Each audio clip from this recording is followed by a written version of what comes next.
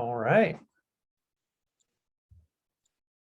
Okay, everybody. I'm seeing all the little hello from Wisconsin, California, Arizona, New York, Tampa, all over the place. So it's great to see everybody from all over. And today what we're going to do is we're going to continue on with our landscape month of November. And today we're going to be dealing with sort of a micro problem of or issue with landscape painting, and that is how to deal with skies and clouds and things like that, and to create sort of depth and a sense of real space to your paintings through that element in your paintings. So we'll get started with that in a moment. As usual, if you have questions, comments, anything that you want to throw my way, put those in the chat, and then Raina can relay them to me, and we will hopefully get to those and be able to answer anything that you can come up with. Of course, relevant to painting. I can't solve other problems outside of that, but we'll do our best with the art problems that you have. Okay, so let's just go through the usual thing here. I want to go over the supplies. We're working with acrylics today. Acrylic paint is it's kind of a thick opaque paint that can be thinned and behave like watercolor, but we're going to be sort of treating it more like oil paint and treat it in a more opaque fashion. So I've listed all the colors here, and I say all the colors, but really that's tongue-in-cheek, because if you don't have everything, it's not the end of the world. If you don't have the exact colors that we have, it's also not the end of the world. Black, white, a couple of earth tones, umber and ochre are good ones to start with. Sienna is another good one. And then I've got blue, red, and yellow, ultramarine blue, cadmium red, and cadmium yellow. But any of those three primary colors will also work. You're going to need a rag of some sort. Acrylics are water soluble, so you will need water. And what else do we need? We need something to paint on. And today I'm going to be actually painting on wood. You do not need wood today, but canvas, even paper. The key factor in working with acrylics, and especially oils, is to make sure that whatever surface you're painting on has gesso, which is just in modern days is more like it's more like an acrylic base coat to protect the canvas or wood or whatever you're working on. I'm also going to be using some gel medium, and especially for today with doing skies and sort of atmospheric stuff, the blending gels come in really handy. So if you have those, that's great, and feel free to try a bunch of them. I've got masking tape on this list, but today I'm not actually going to need it. That's only if I'm using paper or canvas, but today we won't need it as readily. You could tape down I guess you could tape down your wood panel, but that would seem like a little bit of overkill. Okay, also variety of brushes. I would say a minimum, you have 3 brushes, a round, a filbert or a flat. Filberts are sort of in between the two. And that should be enough, in different sizes. I'm not going to be working terribly big today, as you'll see in a moment, probably 9 by 12. So something size-wise, as far as your brushes go, that can accommodate that size of a surface that you're painting on. Okay, so what I want to show you first is I'm going to give you a few, these are my own pictures that I've taken of various landscapes throughout the years. And they all had really good clouds and skies. And they're photographs, obviously, these aren't paintings. But I want to show you a few things that really, the thing that I'm really trying to emphasize here is how clouds and how the sky can add kind of a dynamism to your painting, meaning it's not just sort of flat and static and boring. Sense of movement maybe, and also a sense of depth. So keep that in mind as I'm flipping through these. I'm going to be working from one sort of roughly, and I'll have that sort of posted up in the corner over there when the time comes. But it's not going to be a firm, it's got to be exactly like this kind of thing. If you've got your own photographs that you're working from, if you've got a favorite landscape, that you've got some pictures of, feel free to sort of tag along with that and use them as your own reference. But I'm going to go through these different pictures here. And I just want to talk about how the clouds kind of work. All of these photographs that you're going to see are going to have a lot of diagonals. You know, things that move from a top corner to a bottom corner, and that creates a sense of movement. If you ever look at like old Baroque paintings, like from the 1600s, after the Renaissance, everything in the Renaissance was sort of very stoic and calm and reverent. And then the Baroque came, and it's like everybody had a party in their paintings and used a lot of diagonals to really create this sense of movement and kind of dynamic, you know, kind of active movement in the paintings. So I want you to notice the diagonals as I'm going through these.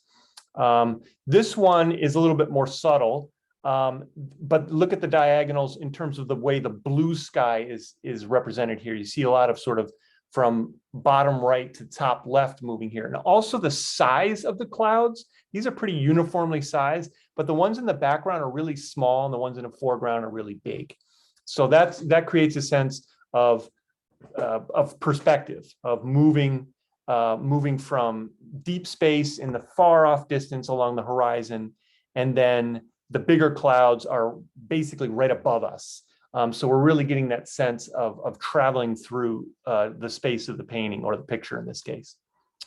Okay, and then this one is great for that reason. It sort of creates this big, like almost a triangle of sort of dark space in the middle there.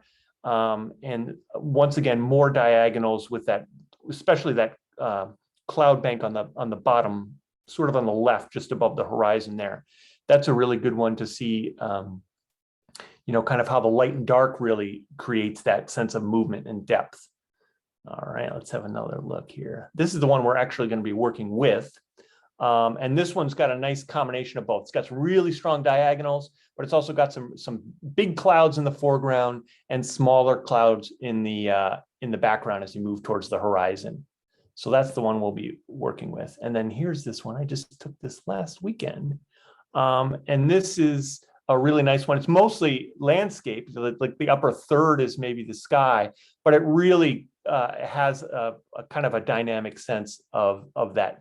One, diagonals, and the way, especially this kind of center one, that sort of center cloud that's in between the two peaks here, kind of in the middle, and it kind of swoops up from the horizon line, and it just kind of makes this nice funnel or triangular effect. And again, you know, you've got some bigger clouds in the foreground and then smaller clouds as you recede back in space. So that, and I believe that's where did we start with this one? I don't think we did. This has got a nice diagonal anyway. This is the good one. Very moody. This is a little bit more overcast than the other ones have. And it also has kind of a nice strong diagonal from the upper left down to the right. I think that's everyone. Okay, great. So let's go to the overhead scene. So you can see right up there, that's what I'm going to be working from. And I really want to emphasize, you can see in my, I'm working on wood today, by the way. So this is like an MDF board, you know, just kind of particle board. And it's fairly thin. I think it's 1/4 inch or maybe even smaller, maybe 1/8 of an inch. I think it's 1/4 inch though. Not quite sure. One thing I did here that I probably needed to, or I didn't do that I needed to do, is you see I've gessoed and kind of put this nice tone on here, kind of warm it up a little bit. I did not put any gesso on the back. For something this thin, it's really recommended that you put at least a coat here on the back, because what happens is it allows moisture to get into the paint. And as soon as you get moisture in a thin, thin paper or even wood, it will bow it. And I don't know if you can see it here, but it's slightly curved. There's a little bit of a kind of a convex thing happening as you move across the surface here. Mm-hmm. So I'm do as I say, not as I've done. And you probably would have done a better job here of keeping this surface flat. You can see how it really kind of moves quite a bit. That's because it's a little bit kind of convex like that. It's fine. It'll work all right. If you forget to do it, you can always seal it on the other end, and that will make it a little bit more agreeable. But it's something you should probably do before you start. So anyway, we'll be working on this. But like I said, canvas or paper also works fine. I've also got, this is my paint from last week. And what I did is this thing in the middle here, this is a piece of paper towel actually. And so I just put some water on it and then folded it up and put it in here. And that keeps the moisture in there. And then I covered it up with the cling wrap. And that, you know, if I left this out on a normal panel like this or a normal palette, it probably would be rock solid and it would be completely unusable. But by doing this paint is open, active, and ready to use. So if you're like me and you waste a ton of acrylic paint, especially because it dries so fast, this is a great way to just plunk that down, put the saran wrap on there, and you're ready to go. And this has been a week. So, and it's been, you know, fairly pleasant here. It's been inside. So, you know, it's a warm temperature. So it's a great way to sort of save your supplies, which I'm big on that. Okay, so let's get started. And I actually want to start with something that I don't usually do too much in these demos, and that is start with a little bit of drawing. You can see I've already put in pencil here the horizon line. So that's the horizon line in this little sketch or little photo up here. And I've also, this is a little bit longer. So there's a few inconsistencies with this, but this is just our departure point. I'm not going to try and draw that precisely, but I am going to have the horizon line really low so we can concentrate on the sky stuff up here. And then I've done a quick little sketch here. If you can see, yeah, you can see that. So there's the horizon line. This is that big diagonal of the cloud. See if we can do it right over top of it. No, can't. So it's that one right across there. So this is the big diagonal. It starts basically right at the bottom of the horizon line on the right and goes all the way up to the left. Like I said, in those old Baroque paintings of like Peter Paul Rubens and you know, some of the other Baroque painters of the 1600s, you'll see diagonals all over the place. You know, like people fighting, you know, rhinoceroses and slaying dragons and, you know, all these sorts of really dramatic action type pictures. And they'll have a lot of this movement into it. So I've really tried and to emphasize the different diagonals that I'm seeing through this one. So this is the main one. So this is the one that I really want to concentrate on. This little secondary one over here, I'll just re-emphasize it so you can see it a little bit better. It's kind of like that and about like that. And you'll notice it's kind of like a 1-point perspective thing. It kind of goes, it recedes in space. This one recedes in space as it gets smaller, kind of like, you know, and I've hinted at it down here too. Like if there were a road, you know, coming to the horizon line, it might look something like that, but it's really just in the clouds that you're seeing it. So a drawing like this is obviously not going to be in the end result of your painting, but it can work as a nice guideline to sort of orient you into how the painting is gonna flow from one area to the next. So I'm just going to kind of reiterate that and get those main points down. You don't have to do this. I just find that sometimes it kind of keeps my focus on, you know, when you get in, that's terrible. When you get into the nuts and bolts there, you might lose track of the kind of the main points. So this just sort of keeps me on task a little bit. So I'm going to do a series of these just kind of along the lines of what I just did on the paper. So I'll do something like that. That one actually looks like it could go down. I'll just do it like this. So that's probably enough. And it, like I said, it's just a piece of information there that's going to kind of keep me grounded, actually, in reverse, keep me clouded or skied or whatever. But it just keeps the focus on the main points of the painting. All right, so let's get right to it. And I'm going to start by doing something kind of big and bold. And I don't have this color out yet, so I'm going to put out my my old reliable raw umber, which is a nice kind of neutral earth tone. And I'm going to take a bigger brush. I'll take this one. This is a size 10 flat. This is part of a bigger set of brushes, which are very economical to buy and use. And this is just sort of the upper end size wise. They don't get much bigger than that in this particular set. And all I'm going to do is I'm just going to put a little bit of water on here and get a little bit of this. And this is not where I'm going to be spending my time. This is just to sort of orient myself. So I'm just creating, oh, that's black. Never mind. It's not raw umber, but that'll work. It's dark. It's a dark and stormy day suddenly in my landscape. So I'm just going to kind of pull the horizon out like that.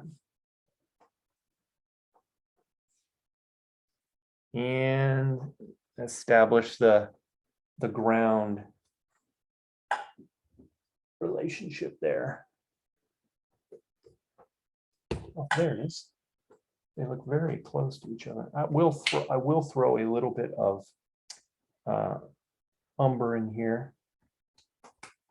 Mixing colors is allowed. It is basic tenet of painting. I'm just going to throw it in here, creating a little texture, a little sort of sense of something's going on in this foreground landscape bit, but I'm not going to spend too much time describing a tree or anything like that. Another thing that I wanted to show you too here that you can try is these little chipboards. If you want to use this to kind of smooth out your edge, kind of clean it up. It's already dried a little bit because I switched colors right in the middle. But this is a good way to kind of let's say I wanted to make that road right in there. So I'll just leave this as kind of a little marker here, sort of work back into it reductively. And I'll come back to that later with some lighter colors. These are nice to kind of just push paint around and use something besides a brush. I like to use chipboards a lot especially in my landscape paintings. So you can play around with that. It only works, however, when the paint is wet and open and active. So you'll have to be on your toes. If you're using oils, you don't have that issue. Oils stay open for quite a while, and you'll be fine with those. All right. So what I'm going to do now is I'm also going to do something that I do that I don't usually do. Is I'm going to be just really, really loose. I'm going to do the blue first, the blue of the sky first. I'm not going to do a tonal painting like just one color, which is what I usually do. I'm going to get right into the color. So I'm just going to take some blue and maybe a little bit of purple. And then I'm going to throw a little bit of red. There we go. Give it a little bit of purple. And then I'm going to throw some white in here because I don't want it so I don't want it so dark. I'm just going to put a little bit of medium here. This is the big jug of what's called, I'll show you what it is, slow drying blending gel medium. Very handy stuff. It allows the paint to kind of be a little bit more wet and fluid for longer, because acrylic paints, if you've ever used them, are very quick drying. So I'm being really loose with this. generally speaking, in landscape painting, the higher you go in a sky, the darker it's going to get. And it gets lighter and generally a little bit warmer towards the bottom. So what I'm going to do is I'm just going to, this is pretty close to dry. I'm going to take a little bit of yellow ochre and I'm going to do the horizon line in a little bit lighter and warmer color.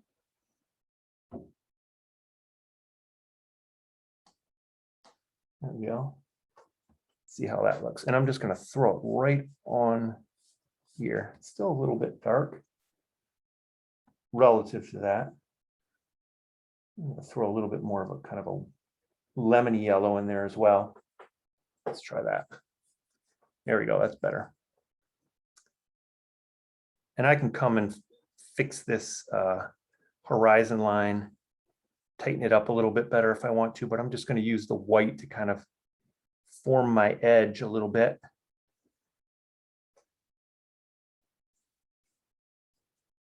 Ooh, it's still a little bit of open stuff. That's all right. Creates a little atmosphere. Let's get that cleaned off. If you've got like, now I've got a nice big streak of black paint in my nice cool or warm light horizon line. So I just cleaned it off a little bit. I'll just try and get rid of that a little bit. Yeah, it's not too bad. But again, you know, it doesn't have to be. I mean, if you look at any scene in nature, it's not going to be perfectly organized according to the principles of landscape painting. There's going to be variations in that, so you can, you know, you can kind of play with what maybe you're used to seeing or what you've seen in other landscapes and stuff like that. So it's a fluid game. It's not a set in stone kind of situation. So what I'm doing now is I'm just mixing up a little bit more of a darker blue, still using some white, but a little bit less. I'm also adding a tiny bit more red to give it more of a purple. So let's just throw some of that up there. So it just has a little bit, just adding that kind of fade from a little bit darker, more midtones to that light. It gives it a little bit better sense of depth. And I'm not being, you know, I'm not trying to smooth this out or anything like that. You can smooth it out, and there's nothing wrong with smooth painting. But I tend to like the kind of the brushiness and the looseness of brush strokes, especially in something as, you know, dynamic and as unsettled as a sky can be. You know, there's lots of clouds. Usually there's wind and stuff blowing things around. So, you know, building a bit of that into your painting is always a good idea. And I'm just going to paint all of this over here blue. I'm going to add some white later, as you'll see. But I'm just, you know, working this as a base, not trying to be terribly precise about, oh, I've got too much or too little or whatever. I'm just going to go over this later. All right, let's add a little bit more down here. Pardon me.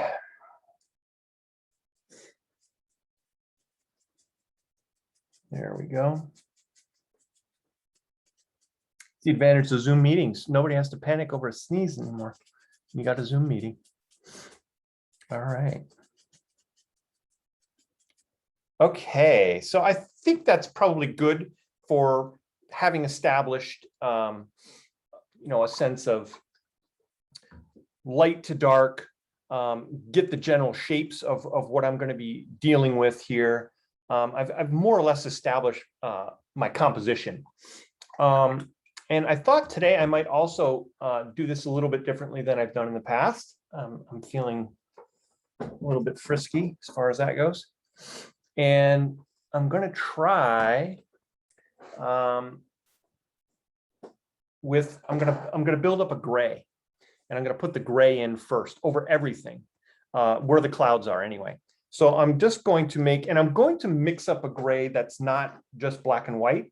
I'll probably use some black, and I'll definitely use some white, but I will also add in some other colors to kind of give it a little bit more of a dynamic feel.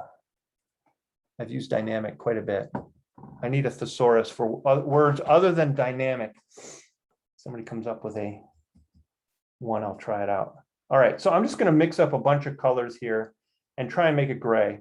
So this yellow ochre and blue kind of creates an earthy green, the opposite of green on the color wheel. If you're referring back to your color theory from days gone by or never gone by, if you've never heard any color theory, opposite colors are called complements of each other. And so if you mix the opposite colors on a color wheel, it tends to neutralize. So if you start with red or green in our case, and you add red, its opposite or complement, you're going to get something that's a little bit more neutral. So I'm just going to, and you can see that color. That's kind of gray. So it's sort of a ultramarine blue, a little bit of yellow ochre, and then a little bit of red. And we kind of got this nice neutral color here. So I'm going to go with this. I kind of like this one. So we'll see how it looks. I do want to make it a little bit darker. So maybe I'm going to add a little bit more blue, a little bit more red, and a little bit more of this yellow, which is rapidly drying out now that it has air. It's been spoiled for the whole week. That's a little bit too warm. So that's not a very good cloudy color. It's a little bit kind of dramatic. You know, there was a volcano that went off in the southern hemisphere and has made the skies all red or something like that. So I'm going to add a little bit more blue to that. That's more what I'm looking for. So I'll just do this, and then I'll add a nice dose of this medium so that it spreads around. And then I'm just going to lay this in. You can still see that red, but it's all right. There's nothing that says clouds are gray or white. Be a little adventurous with your color. You could mix like orange and blue together. Those are complements. You know, yellow and purple. There's lots of ways to kind of build up your color scheme. So try out different combinations. You'll find stuff that you like. You'll find stuff that works great for certain types of paintings, landscapes or portraits, or you just want really vivid bright colors for abstraction or whatever you're working on. You're going to have kind of your own little stable of colors that you like to work with. So this looks like just a massive tornado is ripping through my landscape at the moment, but that will rapidly change. So I'm going to do the same thing in that. Here, I'll mix it out here so you can see it a little bit better. Just taking a little bit of this yellow ochre, a little bit of the blue and red. And I got a tiny bit warm. I'll put some more blue in. Warm being anything that's got red or yellow, cool being anything that's like heavy with blues. And then we'll try this cloud bank here. This one is mostly going to go away. The gray is, but I'm just establishing where they occur in our painting at the moment. Looks much more foreboding than it will hopefully end up looking when we're done.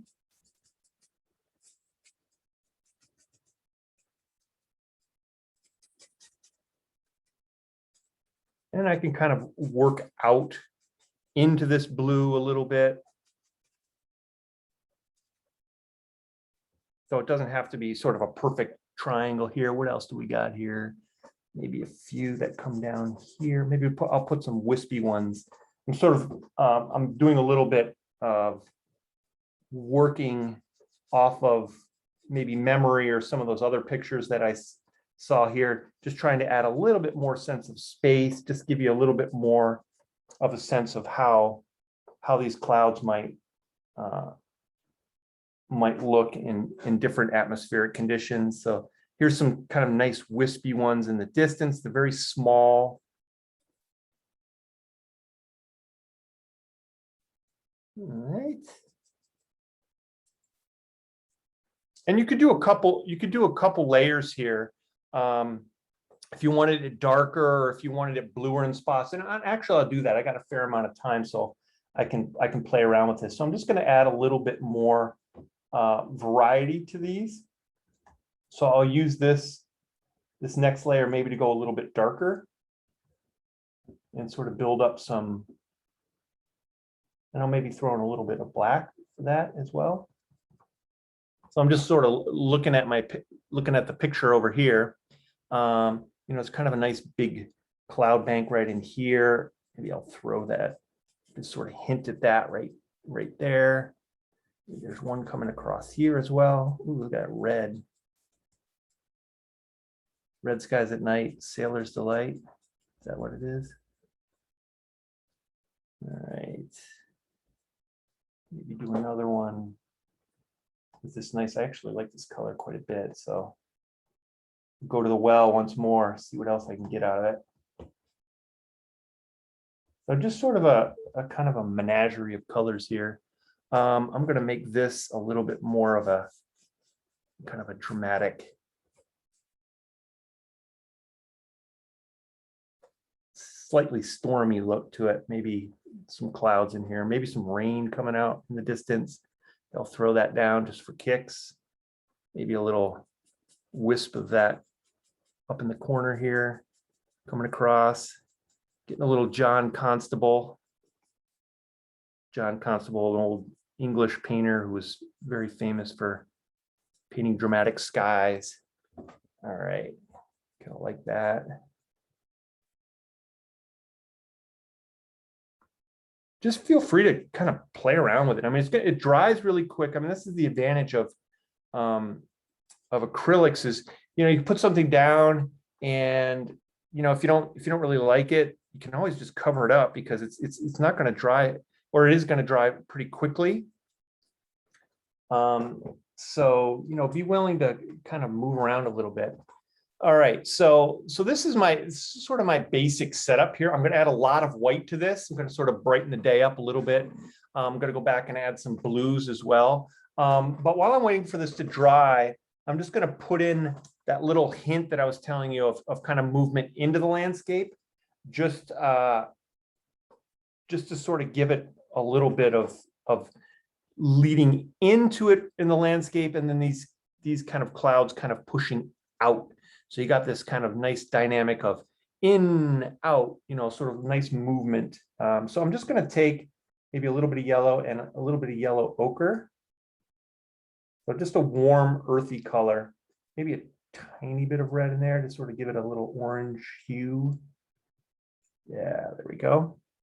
So that's kind of what I'm going with this. Sort of a little bit of primary red, primary yellow, and then my earth yellow. Throw a little bit more of that in there. Don't need much. When you're dealing with yellows, anything that you throw into a yellow, it's instantly going to change it, and it's going to change it fairly dramatically. So be prepared. All right, so here we go. Movement into the landscape. I'm just going to take that and then widen that out a little bit. So it kind of looks like a pathway into it. Not entirely straight. And I'm going to come back with some of this dark here. This is more, I'm just waiting for this to dry mainly. This is what I'm doing here. So, you know, sort of you know, this isn't my focus of this painting, but it is a part of the painting. And so I'm gonna work on this area for a few minutes while the rest of it sets up, and I can go back and get in there with the rest of my cloud part. So I'm just mixing up a little bit of raw umber and black, which I used for that main section down here. And I'm just going to come in and just kind of re-emphasize that edge a little bit. Maybe get a little bit more of sort of a dark areas in here. Maybe I'll sort of emphasize this kind of middle peak. Sort of do a little bit of tidying up of things. But again, the main purpose here is just to sort of let the painting rest in other areas and then come back to it when we're good to go. Threw a little blue in there. Blue, a darker blue especially, and this is a dark blue, this is ultramarine blue. It will almost always make anything darker that you're working on. So I'm just gonna kind of emphasize the horizon line here a little bit. And especially where, you know, these heavier clouds are, they tend to cast shadows. So you can really kind of hint at, like, you can really see that strong sense of, you know, kind of more ominous dark clouds. And if I want to take some of this and kind of move it up here,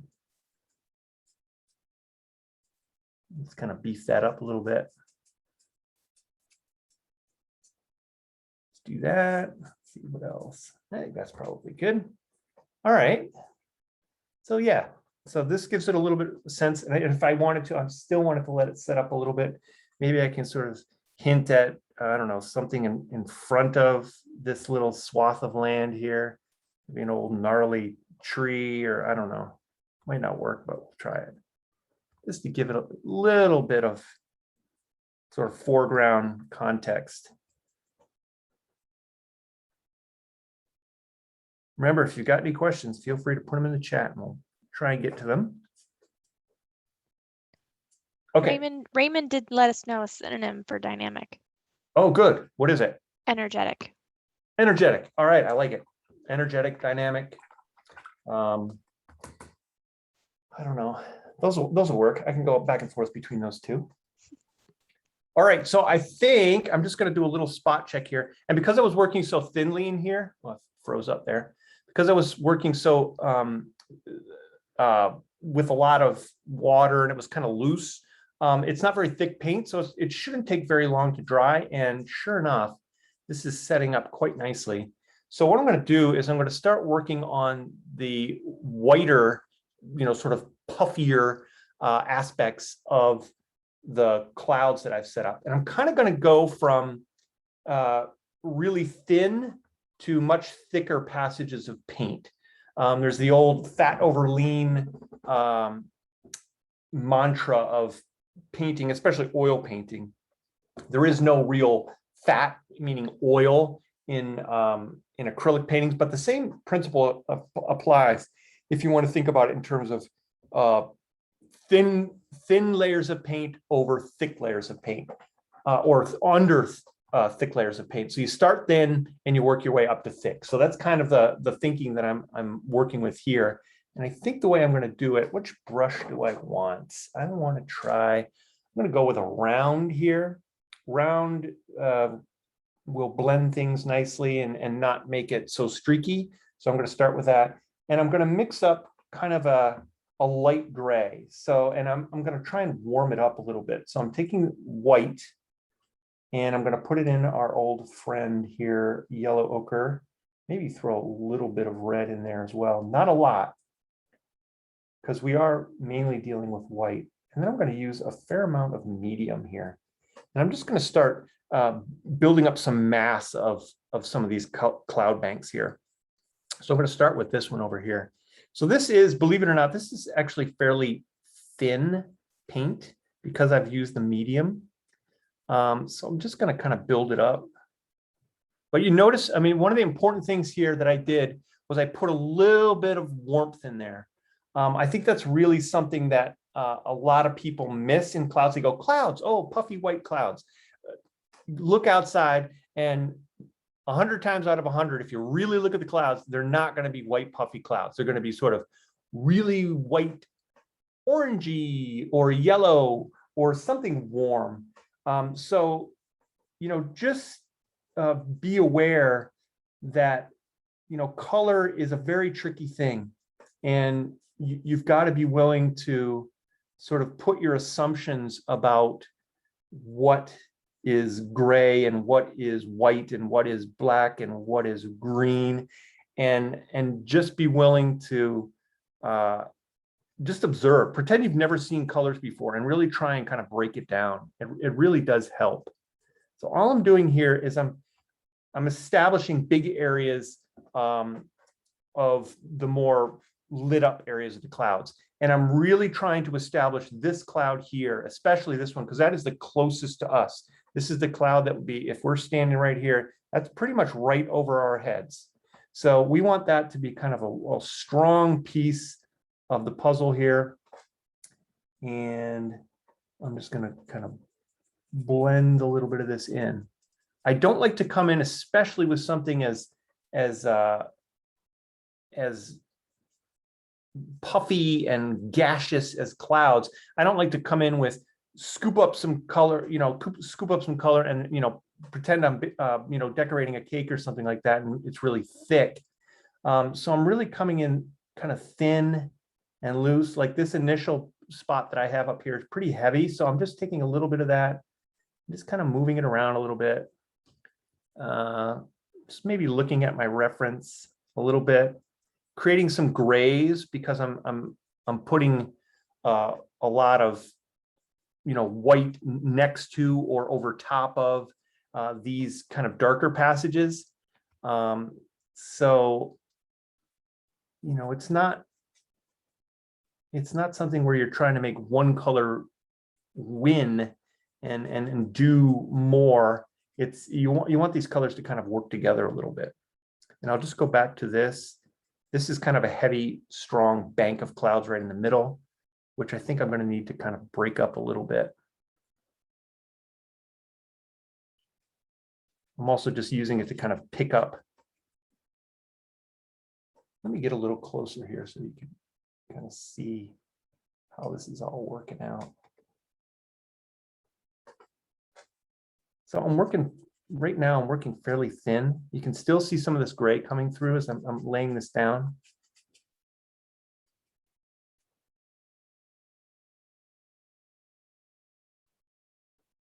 Creating a more energetic feel with all of this interaction.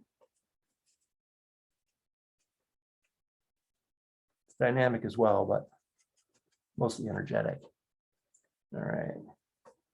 And then I'm just gonna hint at it right back here. So these are kind of in the distance, and I'm just really just dragging my brush along here.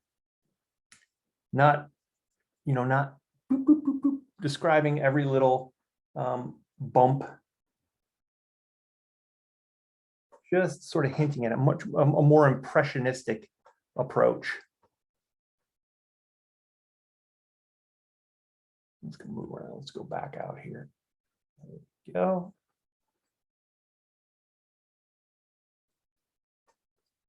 Turn things. There we go. That's better. So now I'm just going to start going back and forth. I mean, at this stage, once I get the kind of the majority of the stronger whites that I want in here, I'm probably going to come back in with some more darks and just start to kind of interact these colors a little bit. Another thing that I notice people do when they're sort of first learning with paint is all their marks will be in the same direction, like boop, boop, boop, boop, boop, boop, boop, boop, boop. Mix it up, especially with something like the sky where the wind is blowing all over the place and everything's got sort of a different agenda. It's not. It can be. You can kind of get in the zone and really get yourself kind of in the habit of doing one mark over and over again, just to kind of cover some ground. But remember that the person looking at your painting you want to surprise them. And if you're doing everything like that, that's not very surprising. It's kind of monotonous and repetitious. So just be conscious of what kind of marks you're making. Mix it up. All right, so now I'm just going to add some of these down here. These are all really small. This is kind of in the distance here, so I don't want to make anything too big or too kind of consuming. I'm not really liking this bit, so I think I'm going to tie this in with this area over here. Just kind of knock that down a little bit.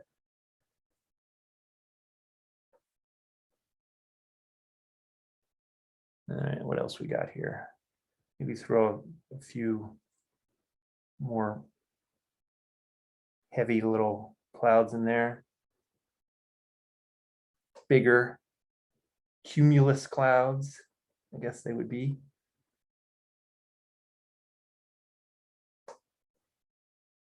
All right, let's see what else. Oh, so it's pretty good. Let's take a little bit more of some heavy passages. We've probably got about this 5-10 minutes left. So now I'm going to be using less medium, a little more paint. So this is a little bit heavier, a little bit more opaque. So this is going to be, those real strong highlights.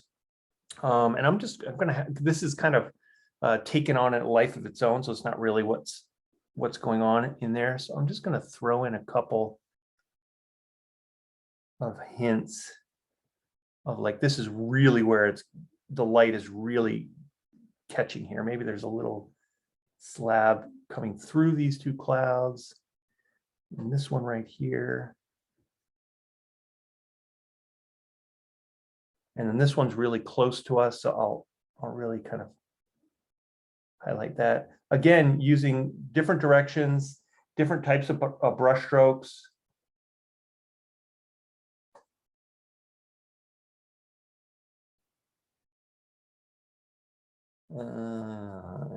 I like that. That looks all right. I might give this to my mother. No.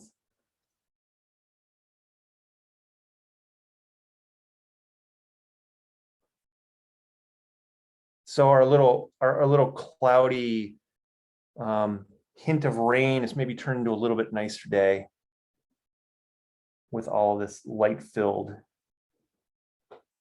stuff. Yeah, okay. Where else?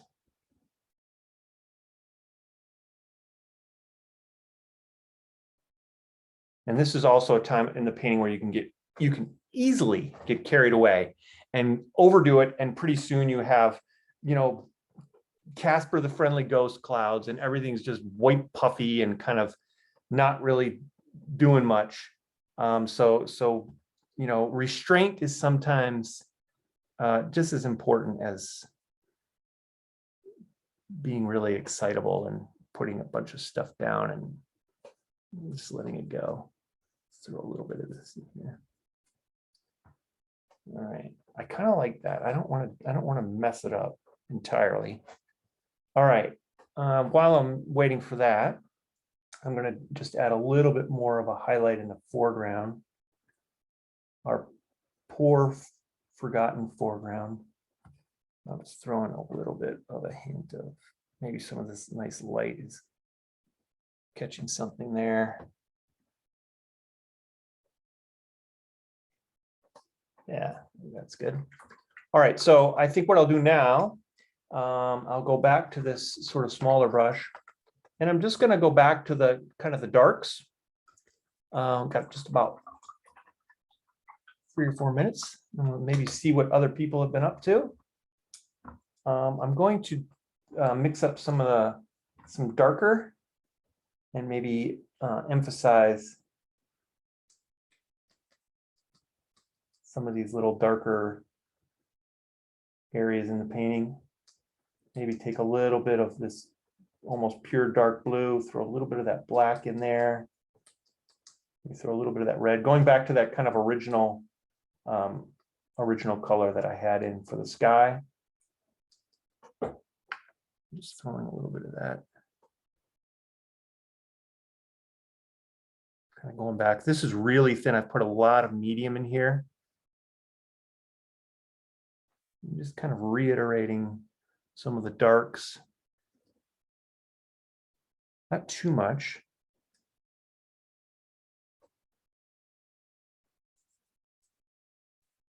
Finger painting is allowed and encouraged, whatever you've got at your disposal.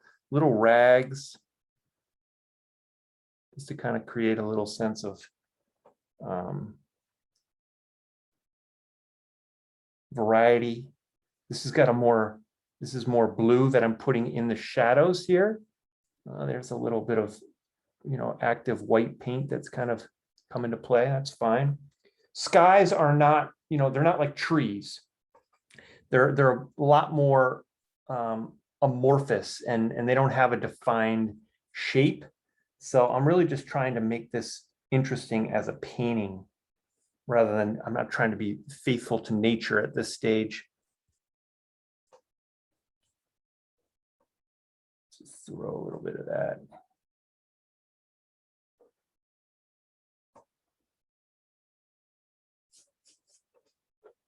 All right.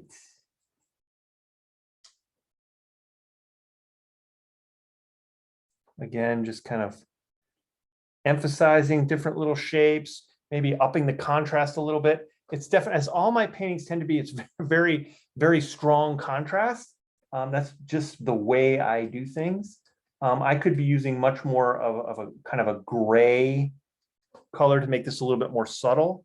So, this is not the color palette that's going to make it for you in particular, but I'm just trying to show you kind of how to go back and forth a little bit between darks and lights and shadows and highlights and things like that. And now I'm working really thin, just sort of adding a little bit. That might be worth a close up there. It's doing a lot of medium here. I'm just kind of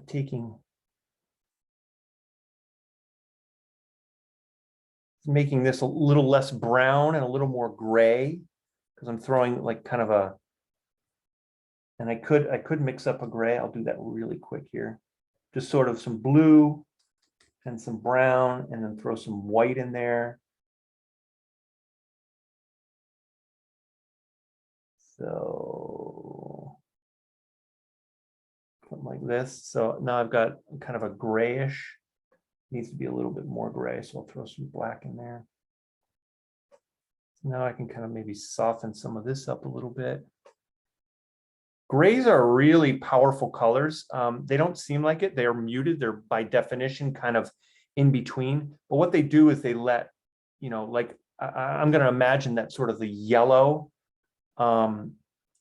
in some of these passages is going to kind of show up a little bit more, because gray, because it's so devoid of a very specific color, it allows those more intense passages to kind of sing a little bit more and kind of create a little bit more of their, primary color assertiveness.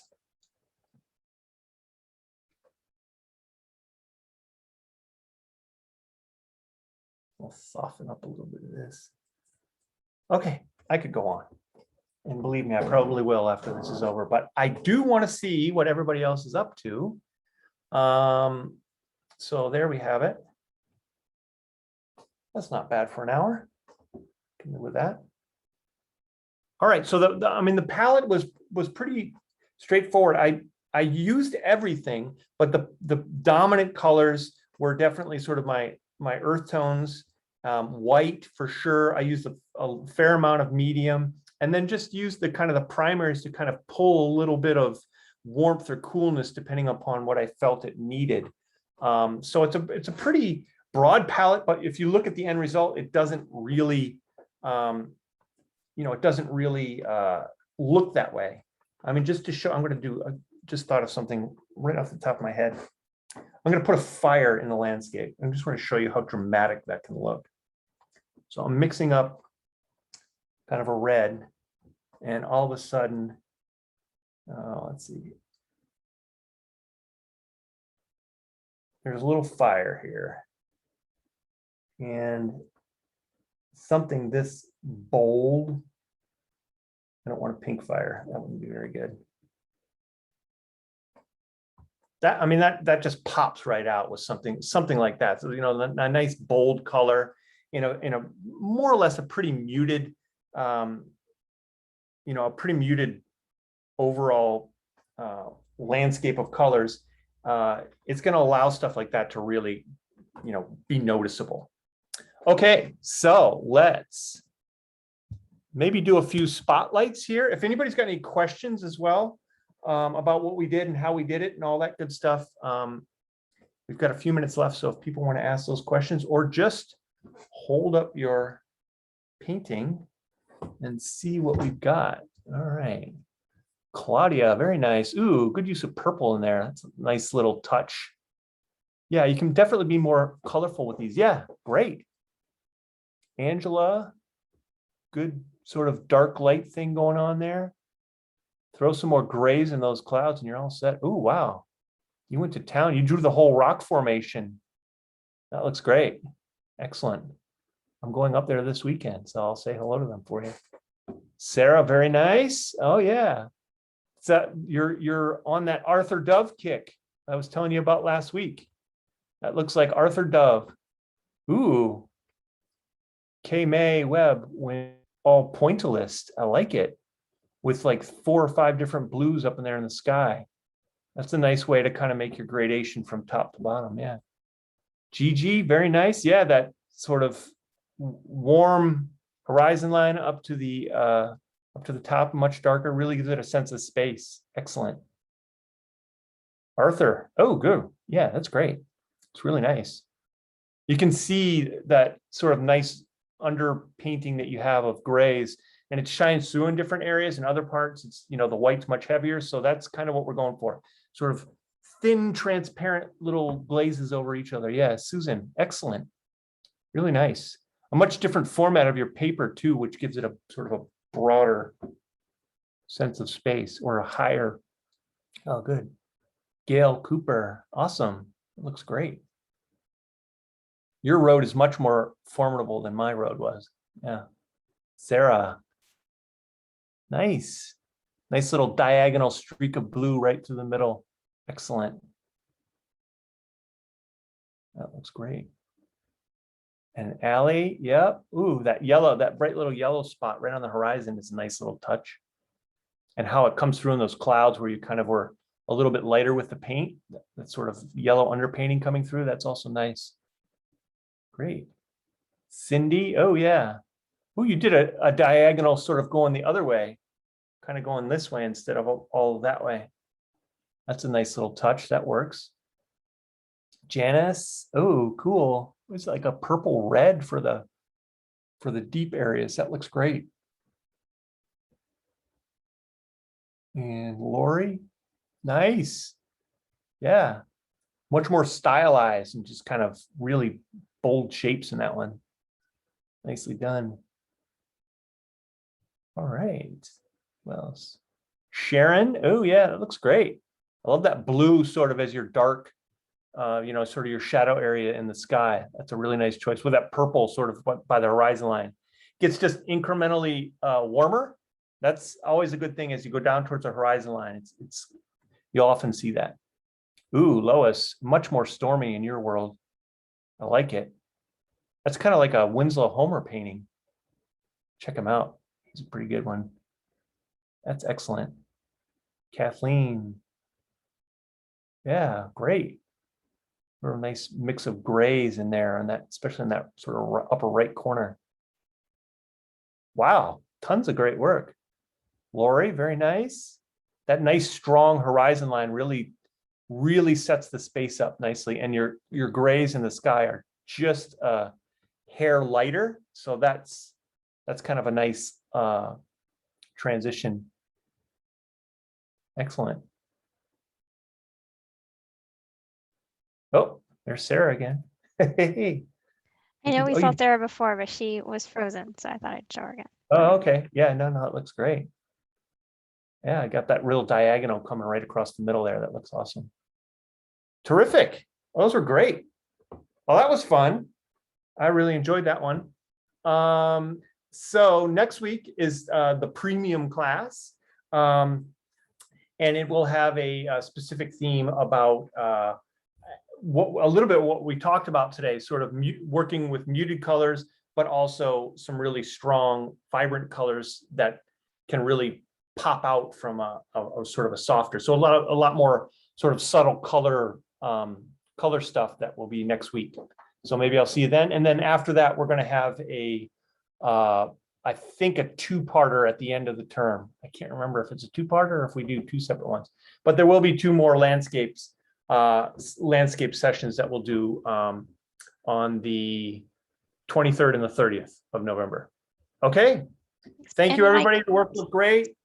Just one last question, where you got the image from? Did you just Google images with clouds? No, that's a picture I took. It's oh, the high country of Canterbury.